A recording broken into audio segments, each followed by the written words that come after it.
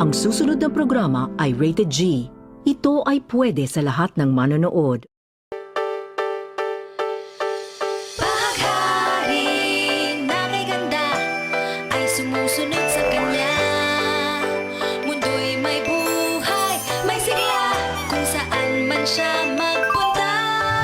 Ano ang kayang liparin ng isipan at galing?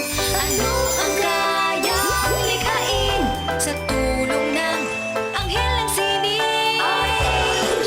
Art Angel, kaibigan nyo at gabay. Art Angel, hatid niya ay saya at kulay. Art Angel, lumikha tayo sabay-sabay. Art Angel,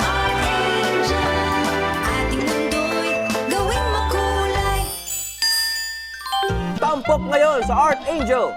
Paano gumawa ng isang disc cortina, tansan frame, garden snakes, at ano naman kaya ang idodrawing ni Pintado? Hello! Kamusta sa lahat ng mga batang Art Angel? Oras na naman para lumikha, magsaya at matuto.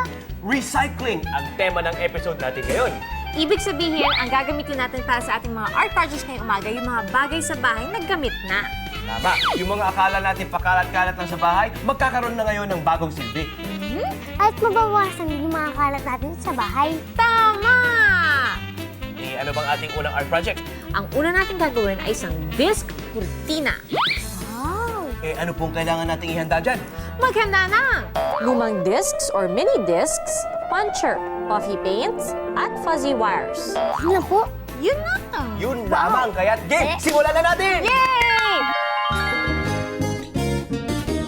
Kasama uli natin si Ate Faith Cuneta habang nagpe-prepare si